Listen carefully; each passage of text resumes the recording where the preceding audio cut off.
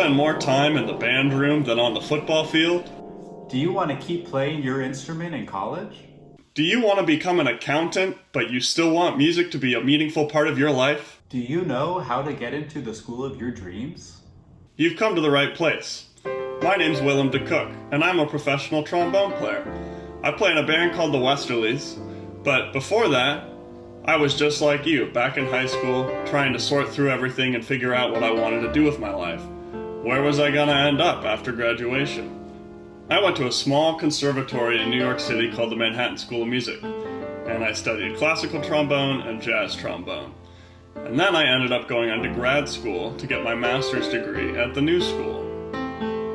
I went to college just down the street at the Juilliard School. I was there for my undergrad degree as well as a master's in jazz performance. I played the trumpet, I'm from Seattle, and I'm also in the Westerlies with Willem. We're so excited to see you all today and to get to talk a little bit about the college process. Looking back on our experience, there are some things that I wish I had known when I was in your shoes. So now we get to tell you the secrets so you can make your dreams come true in the next year or two. There are so many different ways to make music a meaningful part of your life after high school, but that can also be super daunting. There are so many different schools and music programs to choose from.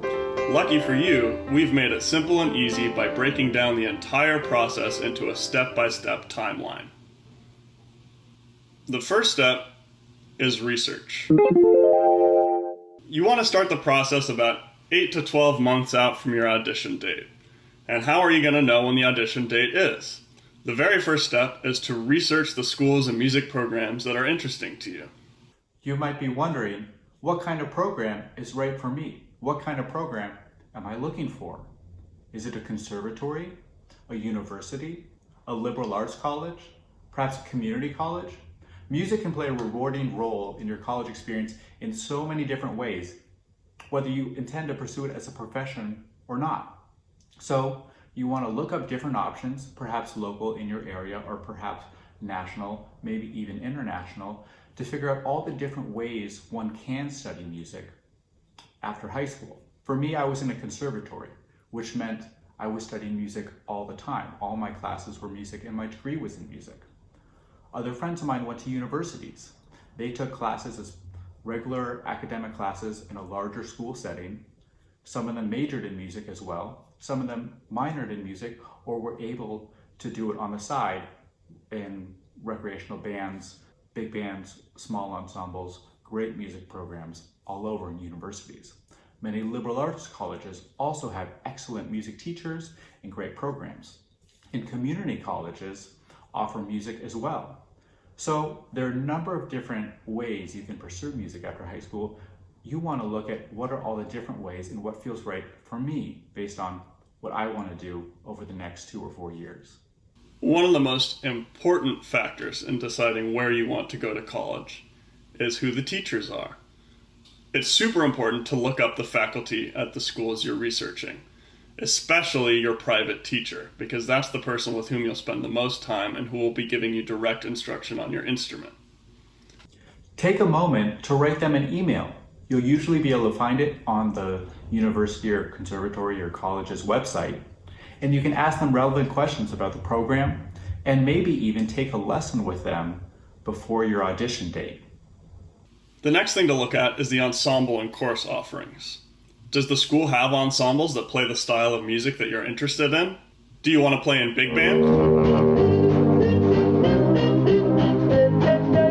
Combo? Symphony orchestra?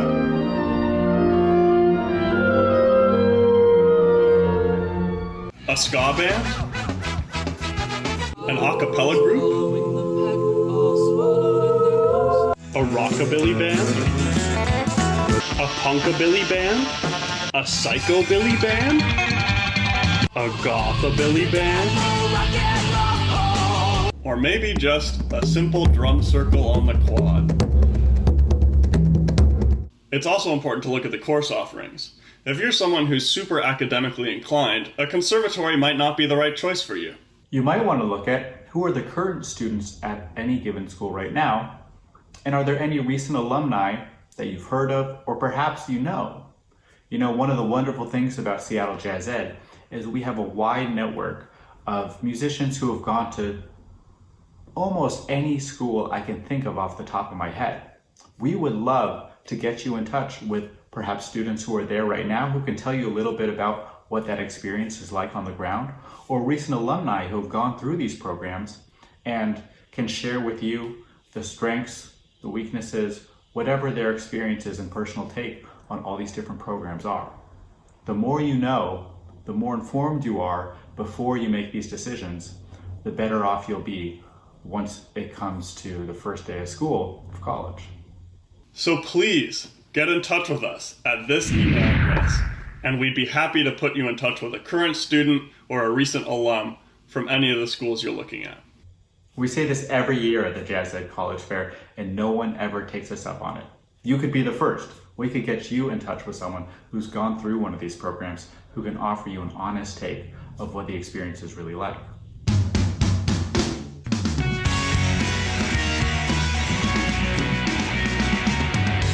Time for the next step in the process. It's 5 to 8 months out now, and it's time for you to select your repertoire. The first thing you should do is go right back to where you started. Go to the school's website and check out their audition requirements online.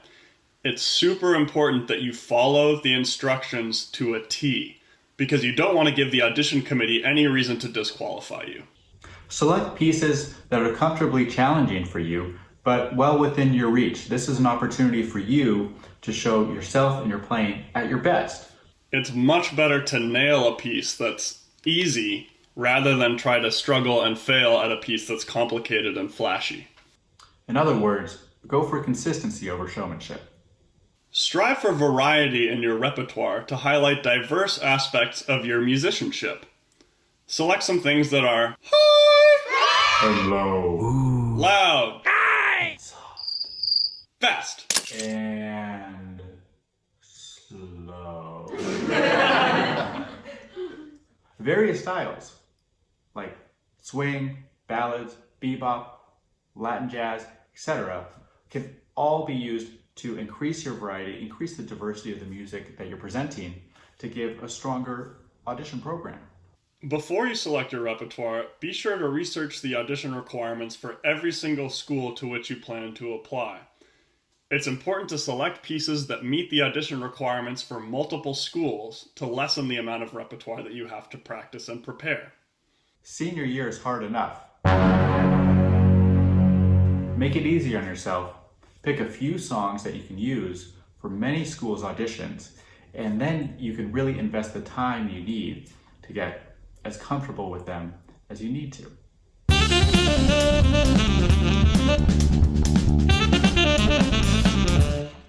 Now, in this same time frame, 5 to 8 months out, once we've selected our repertoire, we want to start practicing for our audition.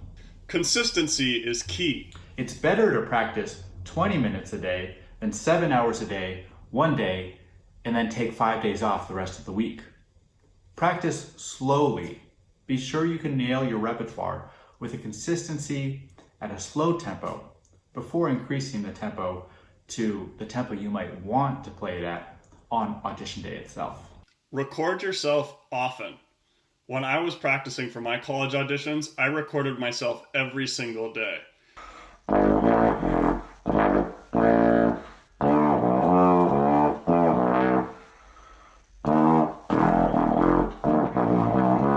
It's important to get the listener's perspective on how you sound, because it might end up sounding a lot different than the way you hear it in your head. It's true, it can be a brutal process, but it'll only help you sound better, both for your audition and just for your playing in everyday life. And you don't have to get fancy. An iPhone recording will work just fine. One more tip, play mock auditions.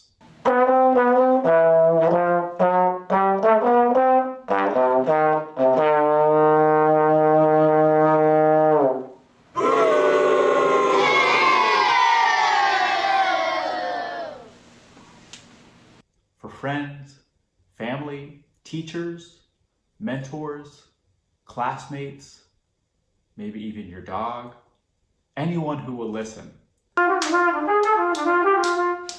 Get used to performing this audition repertoire in front of other people so that when you're sharing it with an audition committee, it feels no different than all the experience you've had up to that point.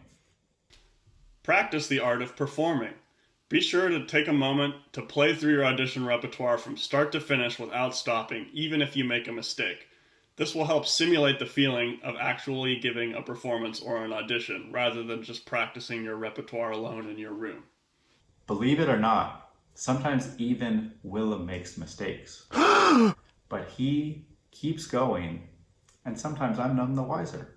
But the ultimate goal is to make no mistakes and play through everything perfectly like Riley.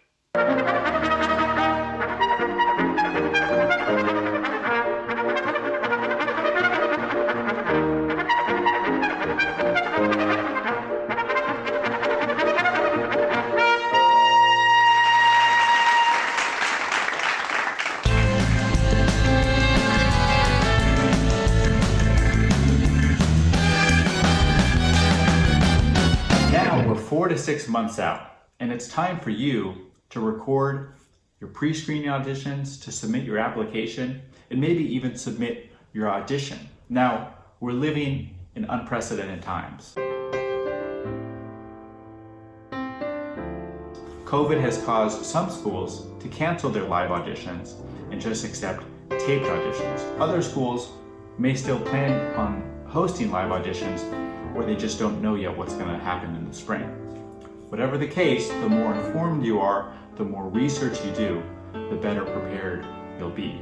Now, if you're a senior right now, you may be in the middle of this process trying to figure it out, and we're going to talk a little bit about some tips for recording that audition tape and how you can show yourself off at your best.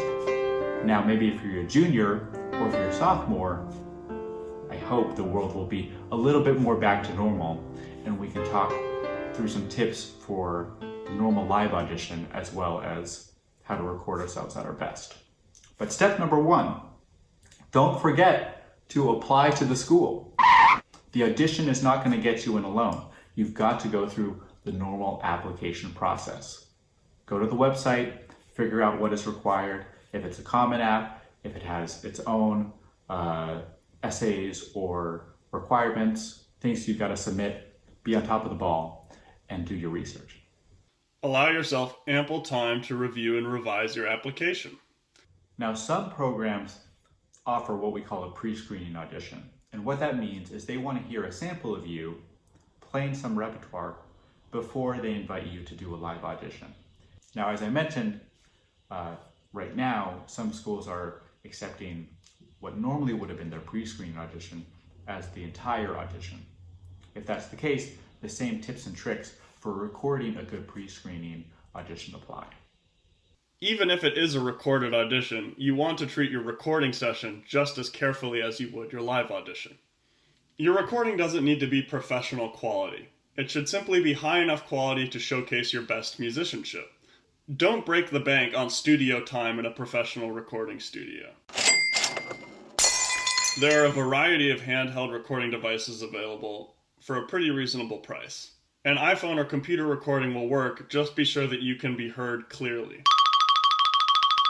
Be sure to make the recording a comfortable amount of time before the deadline so that you can re-record anything as necessary. We've all been there with the tech glitches and the deadline approaching. You don't want to be up till 3 a.m. trying to edit this thing at the last minute. The earlier you can get it done, the more comfortable you'll be in this process.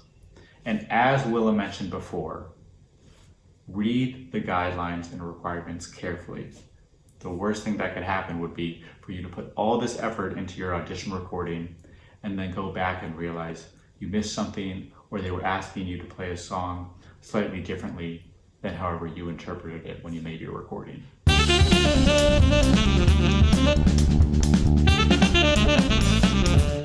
You've been following the timeline for months now, researching your schools, selecting your repertoire, and practicing like there's no tomorrow. And finally the big day has arrived.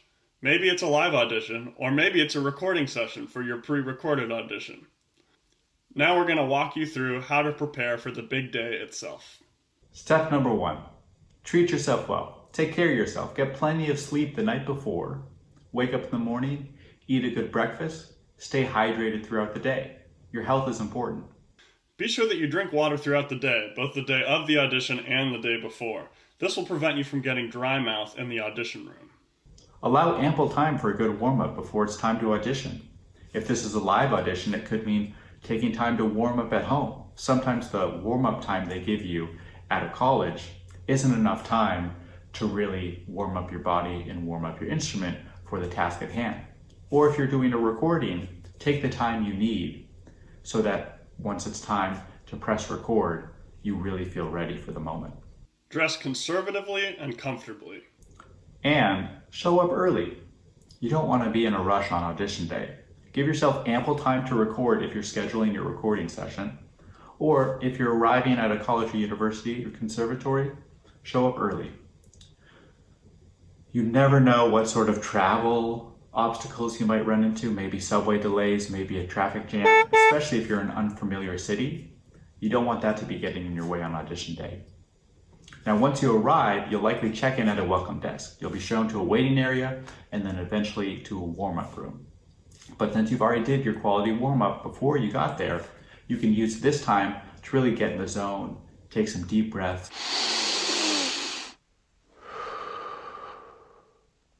Find some mental clarity.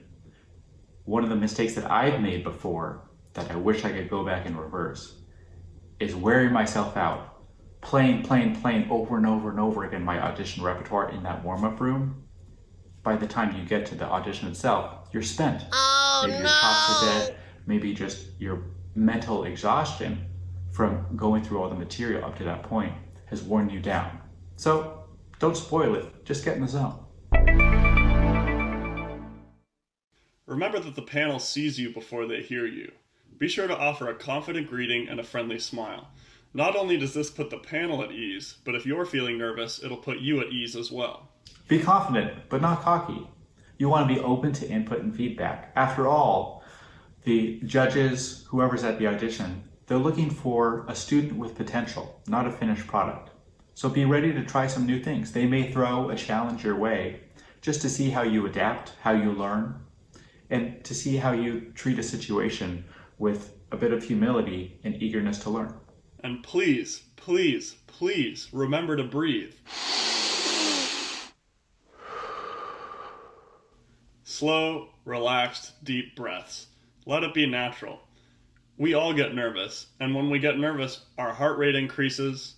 We might find ourselves being a little short of breath, but making the conscious decision to breathe in and out in a relaxed manner will help slow your heart rate down and calm your nerves. Last but not least, have fun.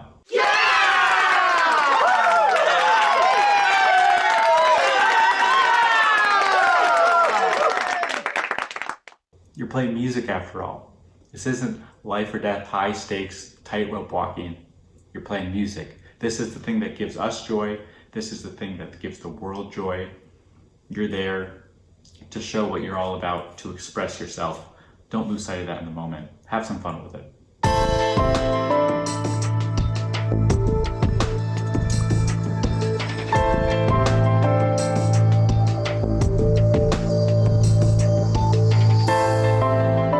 Now we've gone through the whole process, from a year out all the way up to audition day. But it's time for our favorite segment, Helpful Hints.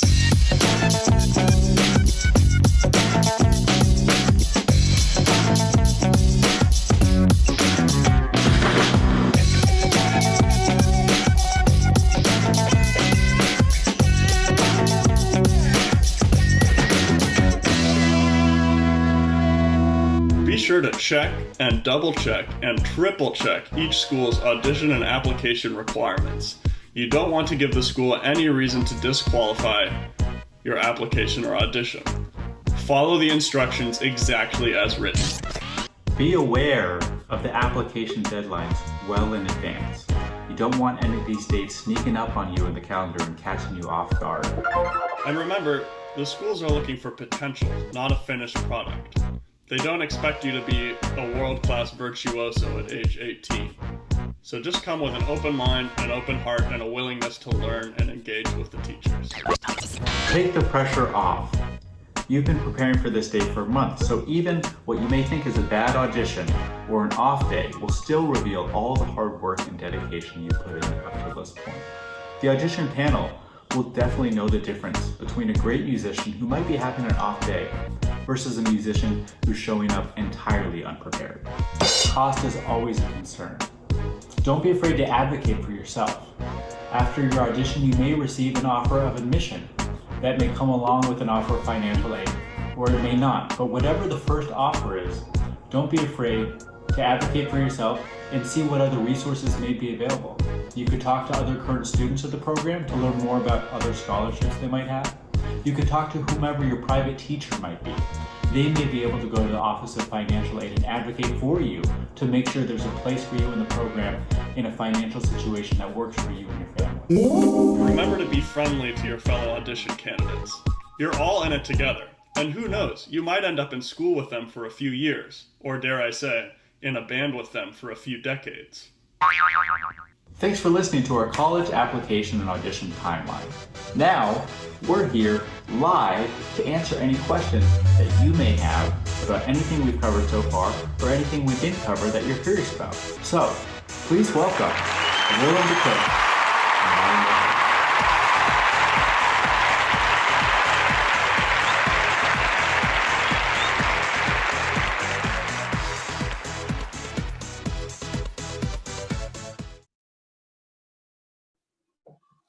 Boom, boom, boom, boom, boom, boom, boom, boom. Please, you're too kind. You're too Keep kind. it down. We can't Sit speak down, over the everybody. applause. Sit One at down, a time. have a We'll get seat. to your questions. We'll get to everyone's questions. Have a seat. No, please. Please. I'm overwhelmed. Enough. You're embarrassing us. Stop it. Stop it. Okay. Well, we are here. We hope you enjoyed that video. We tried to distill it all into just a few different steps, but you know, everyone's got different things on their mind and everyone's in a different place in this process. So I think I'll just open the floor. If there are any questions, you could throw them in the chat. You could raise your hand and unmute. And Robert also just mentioned that the video is in the Dropbox now. So if something happened, something went by too quickly, or if you want to review, that's there. And I actually think it's so great that we're able to do this in this way, because we always say, go to the website, look at the faculty, see if their email is there. And I never know if people do that. But with the video, you can see, okay, if I'm on the website, where do I click for the faculty? How do I scroll down? Where would the email address be for this person? So yeah, take advantage of that. Willem, anything you got before we open the floor? No, all good. I'm just tired of your corny jokes, you know, but we'll hash that out another time. I wish I could do real life sound effects. We have one question from Nancy. Riley, do you want to take that in the chat? How did you both know conservatories were right for you? Well, I think the first thing that comes to mind is that I don't think the decision is one where, I guess what I'm trying to say is it's not like a black and white thing where once you make a decision and then it's definitely right. I think at every stage, like even once you get to college, you may be having similar questions. Is this right for me? And it's always good to just have that mind of like, always striving to surround yourself with the people that inspire you and create the learning environments that work for you. So it wasn't like that was a decision that was made in the fall of senior year, and then that was it, and then it was conservatory, and then it was just happiness and satisfaction after that point. Like it's an evolving process, just like anything. And so for me, I applied to some universities and I applied to some conservatories, and it was just a matter of basically it came down to the size of the program. I was really into the idea of a very small program. So that was like the learning environment that I was interested in. And then also some of the fellow students that were in the program who I already had some contact with and was excited to be surrounded by. So that's sort of what it was for me. Willem, for you, that decision to go full conservatory rather than, like, Willem is a very, very studious guy. You included that note in the video about maybe conservatory isn't right for you if you want rigorous academic courses. So how was that experience for you? Yeah, I think my decision in high school to choose to go to a conservatory was really based on the fact that I wanted some musical rigor. You know, I wanted a really musically competitive program. And I think I had this idea in my head that that would be my top priority and that the academics would sort of follow. I mean, and I also think I just wasn't listening very well to all the admissions officers at these conservatories that would say, you know, well, academics aren't really our focus. So if you're looking for that, you're not going to get much of it. And once I got to college, I think I was actually disappointed at the level of academic rigor because not that I would do anything differently, but I mean, if they weren't kidding when they said, you know, don't come here if you want space for more academics. And if you are an academically inclined person, it might be worth looking at, you know, double degree programs or bigger universities or that kind of thing. I guess I'd also say that going to a music program at a place that's not a conservatory does not by any means mean that it's any less musically rigorous than at a conservatory. And that's something I've discovered in recent years, especially when we go around with the Westerlies and give master classes at all different kinds of colleges and school programs. I'm always blown away by the level of musicianship at universities all over the country. So as Riley said, it's by no means a black and white thing, and I think it's worth sort of checking in with yourself and being realistic with yourself about the type of learning environment that you're looking for, and about the things that you value in your college experience.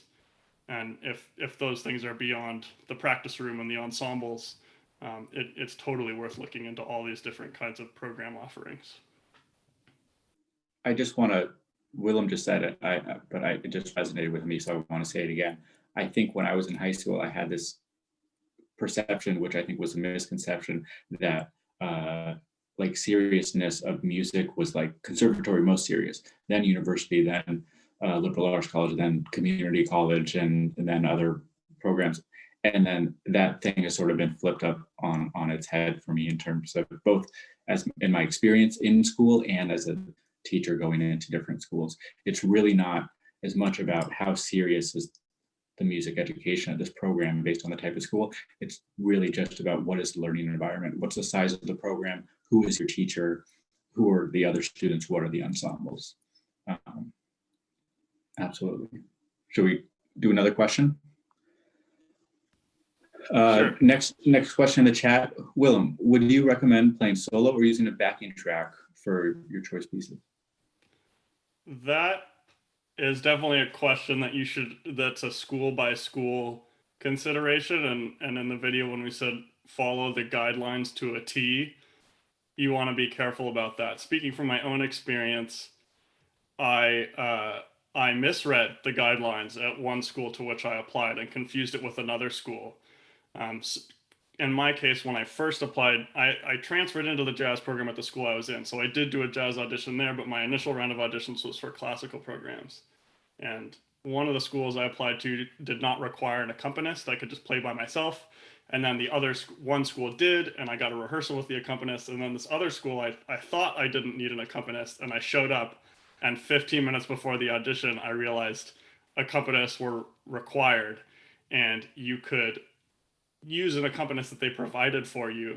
But at that point, there was no time for rehearsal. So I just went into my audition totally cold with this accompanist that I had never rehearsed with before. And thank goodness she knew the piece. And we got through it fine. But I think the school by school audition requirements will give you a better sense of whether they want you to play solo or with a backing track or with a live rhythm section. And if they don't specify on their website, that's something that would be worth reaching out to an admissions officer or a faculty member about. Amen. Okay, I'm going to keep scrolling because the questions are coming in. This is great. So what were both of your biggest takeaways from music school? Let's see. I'm going to say biggest takeaway was the community of the program. The school environment, the relationships that I made in college ended up lasting years and years. And a lot of the work that I do today professionally is with the same community of students I was with in college. So community, I think, was my biggest takeaway, the value of relationships and community. Willem, biggest takeaway? I would just touch on what Riley mentioned earlier about this misconception I had in my head in high school about the rigor of programs, this sort of hierarchy of like conservatory is the best musicians playing at the highest level, and then university and whatever else it is. I think no matter the type of program you're in, depending on the school, I mean, the musical rigor will be there. So I think my biggest takeaway was similar to Riley's, in that the thing that sort of made the make or break it with the school experience for me was the fellow students, the people I was surrounded by, the community at the school, and also the location. I mean, like being in New York for me allowed me to work with Riley, even though we were in different schools. And I think the same goes for a lot of other people. So the taking advantage of the resources within the school is really important, but I think the people really make or break the experience. And it's also important to think about what other offerings are in the area outside of school. Awesome. Willem, I'll shoot this one right back at you. How formal are college auditions between the applicant and the judge? Should you talk to the judges? Are there any other etiquette rules that we should know before going into an audition? So this sounds like for a live audition, which I did some Googling around schools. A lot of schools either haven't announced if they're doing live auditions yet or have committed to not doing live auditions. But if we've got some juniors here, if we've got some sophomores here, totally applicable question just for a normal live audition. Any thoughts on that, Willem?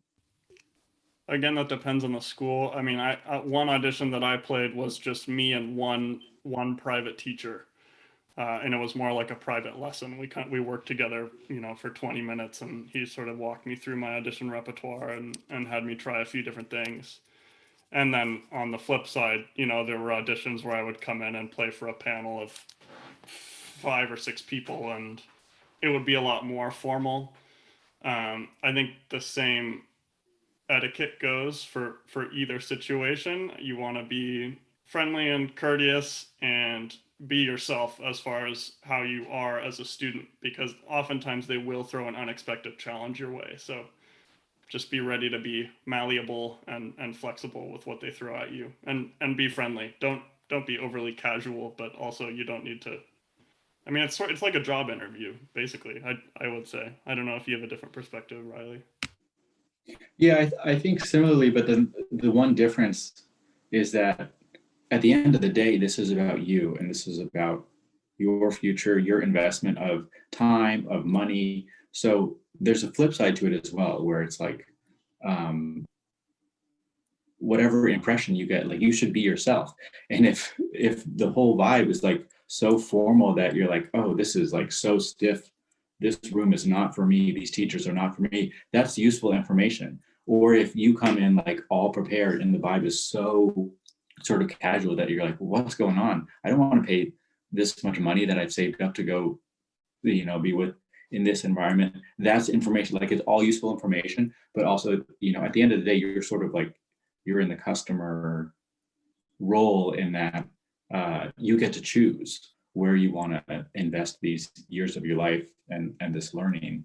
And so if you can get yourself out of the mindset where it's just like, will they accept me? I want to fit into exactly their mold. Let's get away from that and more into, this is me, this is what I'm about. I prepared this to share what I have to offer, and let's see if this could be a good fit for what's coming. How about this question? How long should the pieces that you play or pick be, or does that differ with each school? I think that would probably differ with each school based on the guidelines, but I will say, especially for pre-screening material, they're probably not going to listen to more than a few minutes per selection. So keeping things, and again, caveat, it may say otherwise on the website, and that's why step number one is research. But Willem, would you agree that, you know, especially for a jazz audition where you're playing a few tunes, it's probably, you know, melody, a couple choruses of soloing melody, and they might not even listen to the whole thing, not because they don't like you, but because they'll get a very good sense of what kind of player and person you are pretty quickly. Yeah, I would just add two things, one of which is don't be surprised if they stop you in the middle of a piece. That's super common, and that doesn't really mean one thing or another, whether they like you or not. They just might be ready to hear more of you in a different setting. The other thing is, if you are playing a live audition and you're working with a rhythm section, be sure that the rhythm section is there for you. They're there to be your band and you're the boss. So if you're playing with a live rhythm section that the school provides and you have specific elements in the arrangements of the tunes that you brought in, you want to make sure to talk about that with them before you play. And that's totally fair game. You know, you can tell the rhythm section, we're going to play the head in, and I'm going to solo for 2 choruses, and then we'll play the head out, and I'll put a 4-bar tag at the end, or whatever your arrangement is. Make sure to give them those specifics. You could also, you know, I mean, you could go into really, you know, smaller detail, like I want a 2 feel in the bass during the A sections and then walk during the bridge, or whatever it is. But be sure to be really clear with those arrangement details as you've prepared the piece, and convey them to the rhythm section before you dive into the song. Because I think the tendency when we get into the audition room is we get really nervous, and then we try to get it over with really quickly and we rush through everything. But more than anything, you want to slow down. Just slow yourself down with regards to how you carry yourself and how you breathe and how you play the music. And you know, think before you play, think before you act, and make sure you're super clear with your rhythm section. Amen to that. Let's see. Next, how can I benchmark my skill level on my instrument, and whether that would allow me to realistically be able to get into different schools?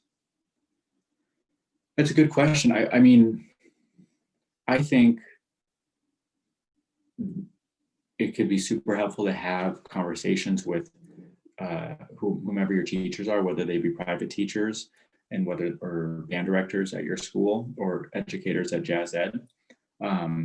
I think folks like that can give you a really honest sense of where you're at. And I don't mean that in the sense of, oh, don't apply to this school, but rather, hey, if you want to be applying to this school, let's work backwards and figure out how can we get you there over the next X number of months. Because I really think any of these programs are pretty attainable if we work backwards and map out some plans for practicing and preparation. I was going to say something else, but it left my mind. So Willem, any thoughts around that? I think you nailed it. Yeah. I mean, just be in touch with whomever your teachers are now. They'll, you know, if they're a good teacher and a trusted individual, they'll give you their honest take in a way that's constructive. So I think that's a good. Oh yeah, and what I was going to say is current students who are there, you know, it would be, you know, there's so many great students who have been through JazzED who are now studying music in literally all the different types of schools we went over. And so if you're in JazzED right now and you're in this band, you could talk to someone who was in your same shoes and say, you know, this is what I'm working on. What were you working on at this time, and how did you get where you are today? You know, and that comes back to reaching out to us, and we can make those connections. Okay. Willem, I'm going to throw this one to you. You ready? I'm just scrolling down the chat. Ideally, I'd love to have a career in music, but I know it is a very tough industry to be in financially. My dad is a professional musician and encouraged me to look into other areas too. Amen to it being tough. With that being said, were you nervous to attend a conservatory, knowing that your probably lifelong job would be in music? Very good question. That's a good question. At the time, I didn't think much of it. I think I always sort of assumed that, if I was dedicated to the craft and creative about how it happened and open to any possibilities that came my way, the finances would fall into place. And, as you get older and you become an adult and you get out of school, your idea of what you value and the kind of lifestyle you want to live might change, and that's always developing. That being said, there was also this perception that wherever I chose to do my undergrad was going to be the end all be all, like decide the rest of my life and what I was going to do. And that's just not the case. I mean, like if you do 4 years of undergrad, you get out of school when you're 22. I mean, that's super young. And I know lots of people that went to conservatory and then ended up going on to law school or med school, or, I mean, so even going to a conservatory doesn't necessarily just only limit your options to music. And I think that's just another area where it's good to keep checking in with yourself and being honest with yourself, and always striving to hone in on and find clarity with what you value, not just in music, but in your life and how you want to contribute to this world. And I think if you really want to find a way to play music professionally and you're open to those possibilities, and you really focus more on the craft than on the finances, there won't be anything to worry about, because you'll find a way to make music a meaningful part of your life, even if it's not paying all of the bills all the time. I don't know if you have anything to add there, Riley. Well, and just to your point of conservatory musicians who go on to do other things, we know so many musicians who did not study music in their undergrad and then went on to music conservatory for grad school, perhaps. And I don't like, so folks who went to universities, and I don't mean universities studying and majoring in music. I mean, they play their instrument, they love their instrument, but they're studying other stuff altogether. And then, they graduate, they're 22, 23, and then they decide, actually, I'm going to apply to some performance, music performance grad schools. And that's awesome too. I mean, yeah, it's everything Willem just said. Yeah, I mean, I would also say that like the people who are most successful that I went to school with, who are having successful music careers, are also the ones that cultivated a wide variety of interests. They were the ones that weren't just in the practice room all day. They were reading books, they were going to museums, they were creating community and making friendships with people who weren't only musicians. They had a certain curiosity about the world, which probably goes to be said for anyone who's successful in any field. Like cultivating a sense of lifelong curiosity and open-mindedness will serve you well, no matter where you go to school or what you study. So the hard work and the curiosity always pays off. Awesome. We've got a question from Ben. Ben is recovering from a jaw disorder, hasn't been able to play for like 4 months. Do you think colleges will be accommodating with auditions, or are you kind of on your own there and you're a junior? You are not on your own. None of you are on your own. Don't ever think you're on your own. We're here for you.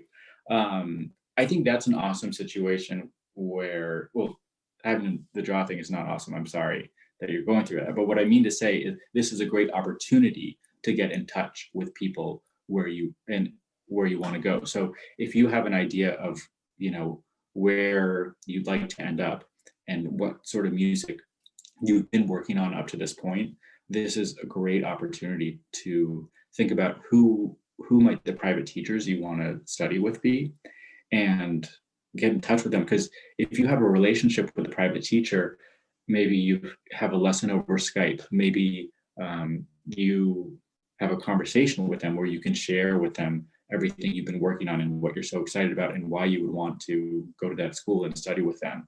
A, that's great because it gives you a chance to get to know someone and determine if that's a good fit for years going forward.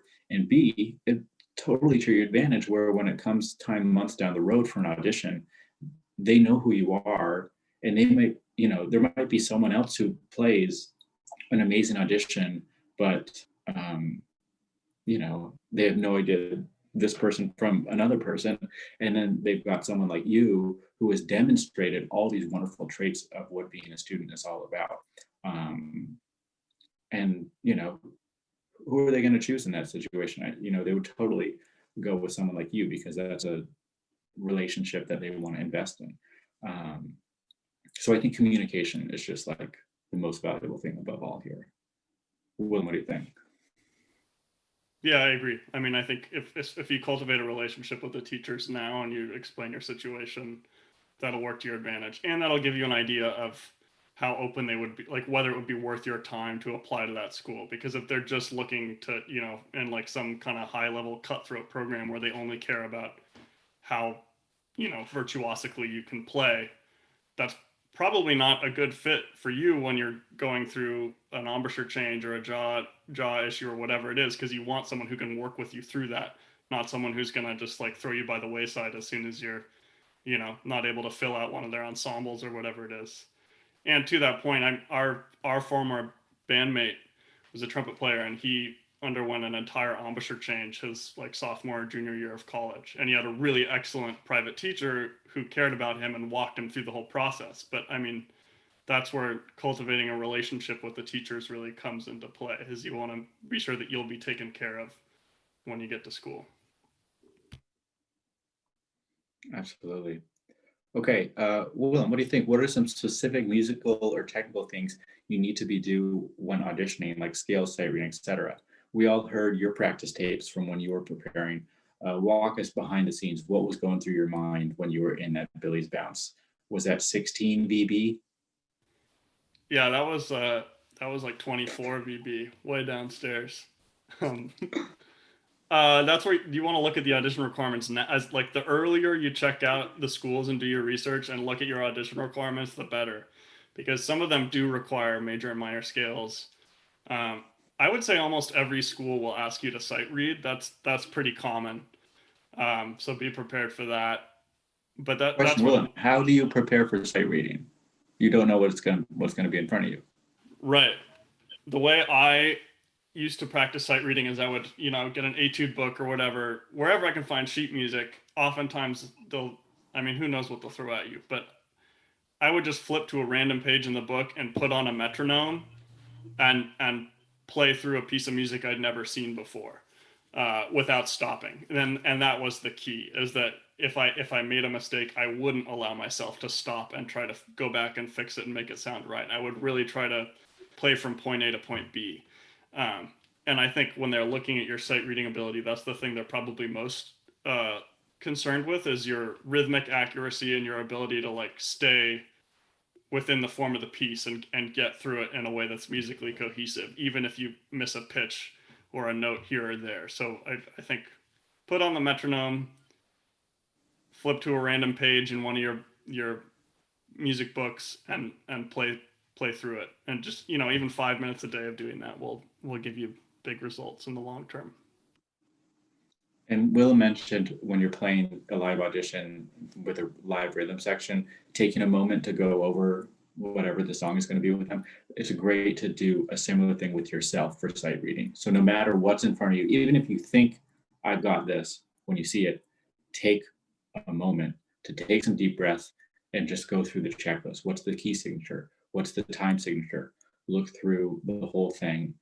You could take 20 seconds. It might feel like eternity, but it's going to help you get through the piece better. And honestly, the audition panel will probably be impressed that you're someone who's, grounded and wants to do it right, rather than just, okay, you threw this in front of me, I'll give it a shot. Let's see what happens. That's not what anyone's looking for. Okay, back to the questions. How do jazz and classical auditions differ other than the repertoire? This is great because Willem actually has experience with both.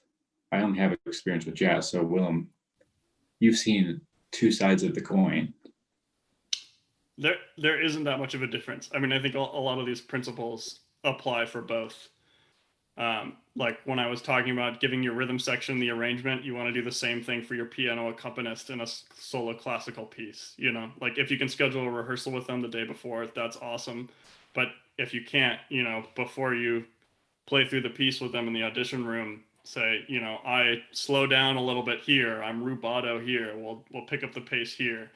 And oftentimes, if they're a school accompanist, they'll be really highly trained and able to follow you. So you just want to be sure that you're taking the lead and you know, playing in a way that's, what's the word, you know, with conviction.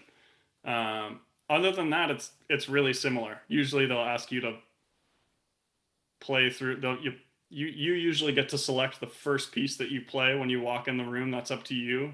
And then they might dictate what you play next. They might ask you to play something again, slower or faster, or um, if it's a jazz audition, they might ask you to improvise over a certain like common jazz form. I think Riley, was it you that you had to play rhythm changes and they would change keys on you randomly or something, like sort of odd little Yeah, and I think that's, challenges to like be honest, I think that's the extreme. But they had a thing going for a while at Juilliard where they would play rhythm changes in each chorus. They would change key randomly, and the rhythm section had agreed which key they were going to change, but the performers wouldn't know, and that was insane. But also, I think that's pretty uncommon. And honestly, again, looking back on it, it wasn't to see how good my ear was at flipping on a dime. It was more just to see, like, if I'm a little bit uncomfortable, off my guard, like, how do I work? How do I react? Do I throw my trumpet down on the ground and storm out, or do I just do my best and say, oh man, that was crazy, you know? They're not always looking for what you might just think they're looking for. They might be looking for something deeper in terms of who are you as a person and as a student. There's a good question here about how do you make money while in university? Normal jobs or more gigs. I think the good news is that there are a lot of ways to make money in college, because it's something that so many students need to do. And so gigs, not so much, at least my experience. I made very, very, very little money from gigs in New York. Very little. Still make very little money from gigs in New York. But one of the best things was, like, when you get to college, or if you're looking at schools, asking people who are 1 or 2 years older than you. It's a little tougher now because you might only have a contact with one person who's there through JazzED or through us. But once you get there, ask. Because when I got to Juilliard, all these people who were 1 year older than me knew about all these scholarships, or not just scholarships, but also like programs, like work study programs that I had no idea about. And they were doing these things. So then by the second half of first year, I was able to be enrolled in all these like work study type programs, some of which were quite lucrative and pretty fun. And all it took was like asking around, saying, oh, you know, what's this thing? I see that you're working in the library. What's up with that? I didn't know students can work in the library. I was like, oh, it's work study. Here's how you do it. Go to this office. And then you can find a lot of opportunities for yourself. Yeah, I would say all of the above. You know, a little bit of gigging, but like mostly work study, like random copy editing job I had, which just goes to show you don't only melt your brain in the practice room playing trombone excerpts. You know, read books, keep your mind sharp, keep your skills diversified, because you never know when they'll come in handy. And you know, lots of people work day jobs on the side, you know, all through college. So there's lots of options there, and I think it's important that we eliminate the notion that you're not a successful musician if you're not paying all of your bills with your gigs, you know. So it's good to sort of keep that separation in your brain from the like monetary worth of your musicianship versus the true like intrinsic worth of your musicianship.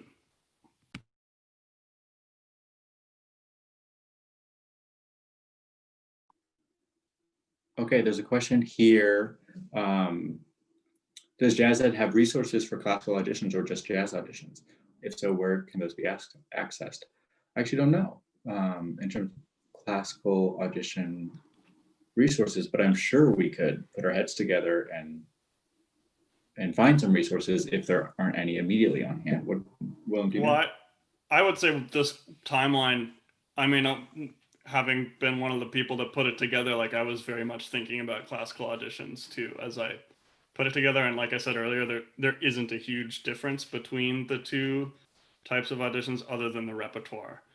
So yeah, Emily, if you have like specific question as you're going through the process and you have specific questions over the differences, that info@SeattleJazzED email address is a good place to go. And then obviously also the admissions officers at the schools and the faculty at the schools can answer questions like that for you. But I think the process overall is super similar in terms of how you prepare. The biggest difference is the repertoire and the style of music. And then there's also a question, even though we auditioned on instruments, do we have any specific thoughts or tips on vocal auditions? And this is exciting because I went to Juilliard, they just started a vocal jazz program after I left. So I don't know a lot about it, but I know that there are people there who are building the program from the ground up. And that's a very exciting time to be part of a program because you're getting to help shape actually what the program is. For a lot of these other jazz conservatories, I think the vocal auditions are very similar in format to the instrumental auditions in terms of how the auditions work and what the processes are. Classical voice might be different, and that's where like number one, look at the website. Number two, get in touch with people who've done it before. Any thoughts, Willem, on that? Yeah, I mean, that's a different world for me, but I think a lot of the same principles apply, you know, show your musicianship in the best way you can. And the only difference is you're singing words instead of playing notes on an instrument. But I would imagine you're probably working with an accompanist or working with a rhythm section. And yeah, again, you want to talk to the people at the specific schools because they'll give you a good idea. And whoever your private teacher is will set you up well for that. Okay, I think we made it through the questions. Yeah, and I want to. It's 4:20, so we're coming to the end of our time, but I want to thank Willem and Riley for showing up, and also to all of you students for asking such good questions.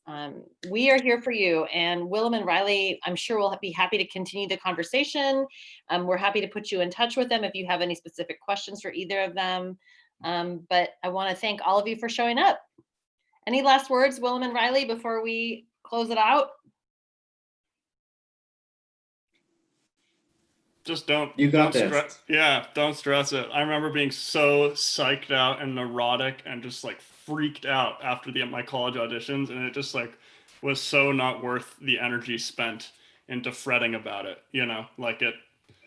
I mean, I guess I'm 10 years later now. It doesn't feel like such a big deal, but I think you're all going to be great. So don't stress about it. Awesome. Okay, well, thank you all so much. Have a good evening. Have a great week. Reach out to us if you have any questions. We'll see you all soon. Bye-bye. Thank you.